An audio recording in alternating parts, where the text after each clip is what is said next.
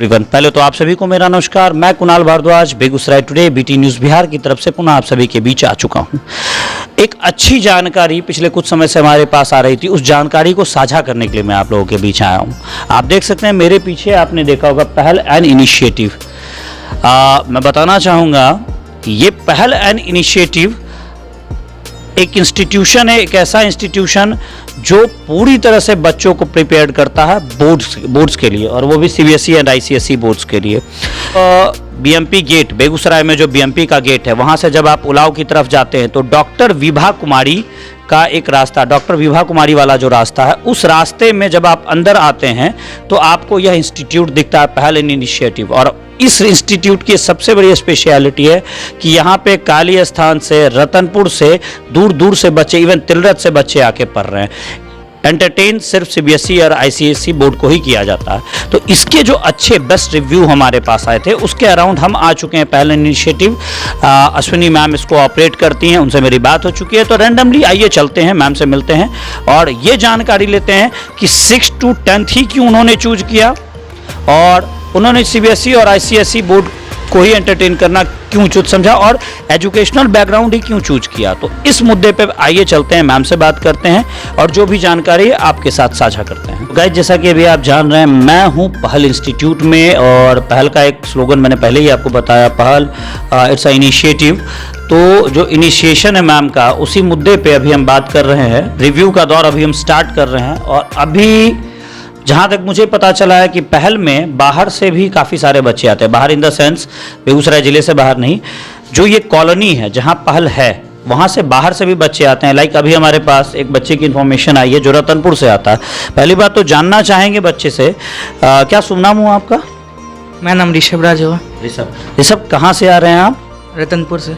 मैंने आपको पहले ही बताया कि रतनपुर से, राइट।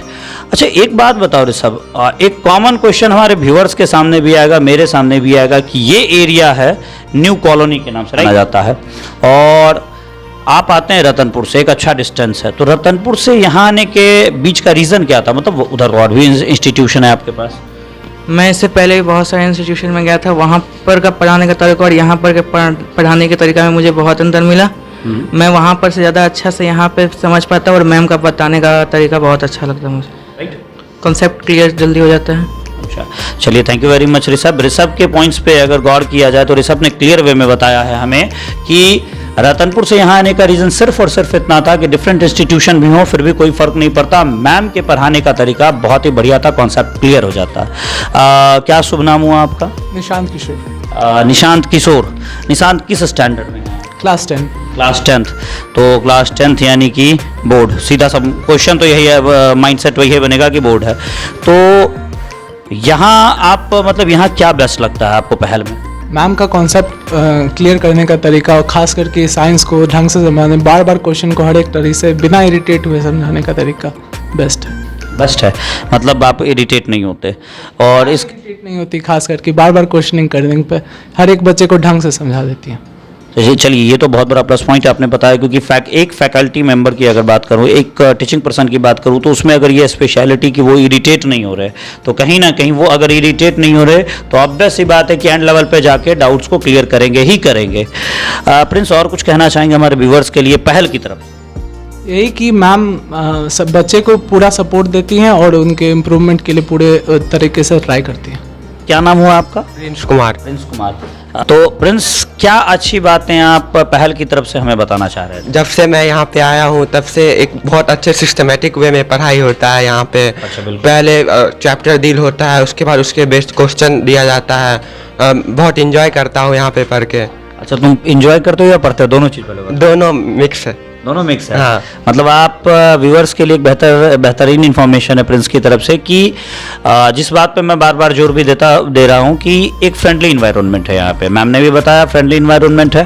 तो आप जो एंजॉय करते हुए स्टडी करते, तो क्या इम्प्रूवमेंट दिखता है आपको अपने आप में? जब से मैं यहाँ पे आया हूँ मुझ में बहुत इम्प्रूवमेंट दिख रहा है। मार्क्स बढ़ रहे हैं और नॉलेज भी बढ़ रहा है थोड़ा। अच्छा, जैसा कि अभी आप देख रहे हैं मेरे साथ हैं अश्विनी मैम, जो कह सकते हैं पहल की संस्थापक भी हैं। पहल जो अपना इंस्टीट्यूशन, उसकी संस्थापक। और सबसे बड़ी बात, आप मेरे पीछे स्मार्ट बोर्ड भी देख रहे होंगे, आपको ये दिख रहा होगा कि इस बोर्ड के थ्रू ही यहाँ इस छोटे से रूम में स्टडी प्रोवाइड की जाती है, लेकिन जो भी स्टडी प्रोवाइड की जाती है वो बच्चे के फ्यूचर को बहुत ही ब्राइट कर देती है।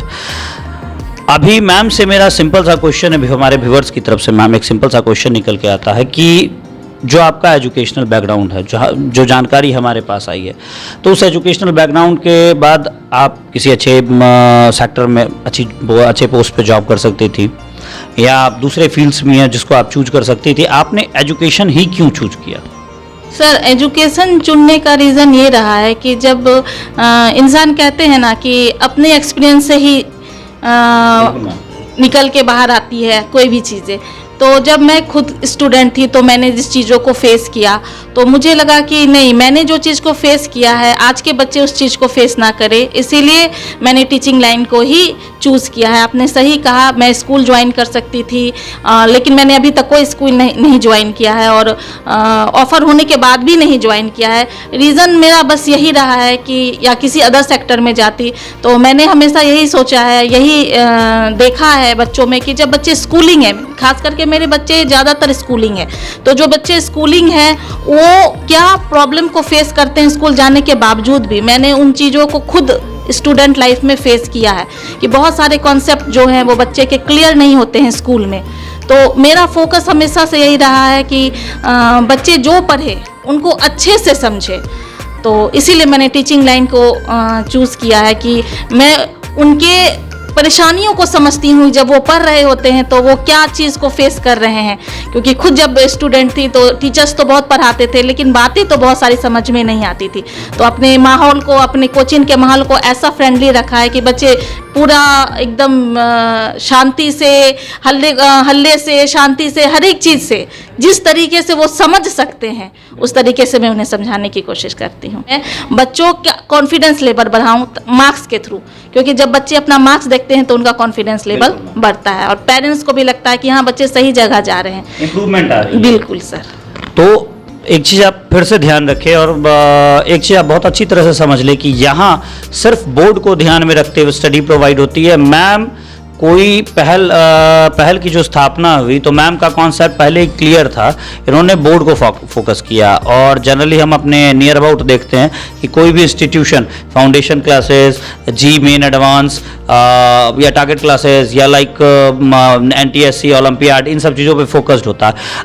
आपका इसकी तरफ फोकस नहीं था, आपने सिर्फ और सिर्फ बेस स्ट्रांग करने को क्यों चूज किया? सर, ये चीज़ अभी मैंने फील किया है कि ये एक मार्केटिंग बन गया है। ये मार्केटिंग बन गया है कि हम IIT की तैयारी करा रहे हैं या हम फाउंडेशन लेवल दे रहे हैं और उस चीज़ के हाई लेवल का पढ़ा रहे हैं। लेकिन आप हाई लेवल का पढ़ा रहे हैं लेकिन आप जो बच्चे स्कूल में हैं उनको मार्क्स नहीं आ रहा है, बच्चे का तो कॉन्फिडेंस वहीं चला जाता है। बच्चे का कॉन्फिडेंस बेस स्ट्रांग ही नहीं है और आप उनको वो ए नहीं जान रहे हो, आप उनको जज समझा रहे हैं। आजकल यही हो रहा है। तो ये चीज़ के मैं खिलाफ हूँ बिल्कुल कि अगर आपका बेस स्ट्रांग नहीं है तो फिर आप IIT और अपने बोर्ड पर IIT लिख दे रहे हैं, मेडिकल लिख दे रहे हैं, नीट लिख दे रहे हैं। मैं इस चीज़ के खिलाफ हूँ कि बच्चे का पहले स्कूलिंग तो अच्छा हो, स्कूलिंग में तो बच्चे स्ट्रांग हो, उसके बाद तो वो अगर उनका बोर्ड अच्छा रहेगा, उनका मार्क्स अच्छा रहेगा, उनका कॉन्फिडेंस लेवल अच्छा रहेगा, उनका कंसेप्ट क्लियर रहेगा तो फिर सारी चीज़ें आसान हो जाती हैं। मैंने 6 to 10 क्लास के बच्चों के बारे में आपको बताया कि मैं इस क्लास के बच्चों पे फोकस करती हूँ और पढ़ाती हूँ। इसका एक वजह तो मैंने आपको ये बताया कि मैं बेस पे ध्यान देती हूँ। दूसरा वजह मैं ये बताना चाहूँगी, चूँकि 6 to 10 के बच्चे मेनली उस एज ग्रुप के बच्चे होते हैं जिसमें बच्चे मानसिक और शारीरिक दोनों परिवर्तन से जूझ रहे होते हैं और बहुत सारी ऐसी बातें होती हैं जो कि वो अपने पेरेंट्स से नहीं साझा कर पाते। तो मैंने अपने कोचिंग का माहौल ऐसा बनाया है, चूँकि मैं साइंस और मैथ्स दोनों पढ़ाती हूँ, फिजिक्स, केमिस्ट्री, बायो, मैथ्स सब पढ़ाती हूँ, तो मैंने अपने कोचिंग का माहौल ऐसा बनाया है, उनको एक ऐसा माहौल दिया है कि वो चाहे लड़की हो या लड़का हो वो अपने आप को यहाँ सेफ फील करे। उनके मन में जो भी दुविधाएं हैं, उनके मन में जो भी सवाल उठ रहे हैं, उनका वो सोर्स मुझे समझे। जो भी जानकारी चाहिए उनको वो हमसे ले, ना कि कुछ ऐसे सोर्स से ले जो उनको मिसगाइड कर दे। शायद इसीलिए मुझे लगता है आपने 6 to 10th ही चूज किया, right ma'am? 6 to 10th he choose करने का भी रीज़न एक बार वो जो हम आपने अभी बताया उसको थोड़ा सा और डिस्क्राइब कर। सर मैं 6 to 10 इसीलिए चूज़ किया है, पहले तो मैं एक जेन्यून रेट पे हर एक वर्ग के बच्चे को पढ़ाना चाहती हूँ। मेरा फीस भी बहुत हाई नहीं है, मैं एक ऐसा अमाउंट लेके और हर एक वर्ग के बच्चे को पढ़ाना चाहती हूँ ताकि हर एक वर्ग का बच्चा बोर्ड में अच्छा मार्क्स ला सके। और 6 to 10 चुनने का रीज़न ये रहा है क्योंकि 6 क्लास से ही कॉन्सेप्ट जो है वो 5 to 6 में जंप है, मीन्स की कॉन्सेप्ट चेंज होता है, इंटीजर्स हैं, अलजेब्रा है, वो इंट्रोड्यूस होते हैं जिसमें बच्चे कंफ्यूज होते हैं। तो उस टाइम बच्चे का अगर बेस बना दिया जाए और उनका साइंस स्ट्रॉन्ग कर दिया जाए तो वो हर एक मामले में अगर उनका अंडरस्टैंडिंग लेवल बढ़ा दिया जाए, उनका कंसंट्रेशन लेवल बढ़ा दिया जाए, पढ़ाई का तरीका चेंज कर दिया जाए, तो मेन तो आजकल सबसे ज़्यादा प्रॉब्लम बच्चे लोग के कंसंट्रेशन लेवल में ही है। बच्चे बता भी नहीं पाते हैं, स्कूल में इतना लेसन पढ़ाई होने के बाद भी बच्चे एक क्वेश्चन का आंसर नहीं दे पाते हैं, दैट मीन्स कि कंसंट्रेशन नहीं है। तो मैं इस 3 चीज़ पे फोकस करके पढ़ाती हूँ। कंसंट्रेशन अच्छा होना चाहिए, अंडरस्टैंडिंग अच्छा होना चाहिए और राइटिंग कैपेसिटी आपका बढ़िया होना चाहिए। तो इसीलिए 6 to 10 मैंने चुना है। तो फाइनली मैम हमारे व्यूअर्स के लिए क्या कहना चाहेंगे? हमारे व्यूअर्स के लिए आप तो काली स्थान तक के बच्चों को स्टडी प्रोवाइड कर रही हैं, मेरा तो यही रिक्वेस्ट होगा, मैं एक बेहतर विकल्प के तौर पे आप लोगों को सामने करता हूं। आप क्या मैसेज करना चाहेंगे हमारे व्यूअर्स को? मैं व्यूअर्स को यही कहना चाहूँगी कि पेरेंट्स के लिए कहना चाहूँगी कि आजकल जो मैं माहौल को देख रही हूँ कि बच्चे को प्रेशराइज ना करें, आप अपने बचपन को याद करें। इस एज में 9th-10th में शायद हमारा भी यही हाल हुआ करता था कि हम लोग बातों को समझा नहीं करते थे। फ्रेंड्स की बात ज़्यादा समझ में आती थी, टीचर्स की बात समझ में नहीं आती थी। और मार्क्स के लिए बच्चों को प्रेशराइज करना ये बहुत अब उचित नहीं है। तो मैं व्यूअर्स पेरेंट्स को खासकर, बच्चे तो मेरे लिए सारे बहुत अच्छे हैं और हर एक लेवल के बच्चे आज नहीं कर रहे हैं कल करेंगे, तो हमेशा पॉजिटिव थिंक रखने के लिए मैं बोलूँगी। पेरेंट्स के लिए मैं यही संदेश दूंगी कि बच्चे पर विश्वास रखेंगे, दूसरे पर विश्वास नहीं रखेंगे, कंपैरिजन कभी नहीं करेंगे, तो आपके बच्चे को उड़ता हुआ दिखने से कोई नहीं रोक सकता है।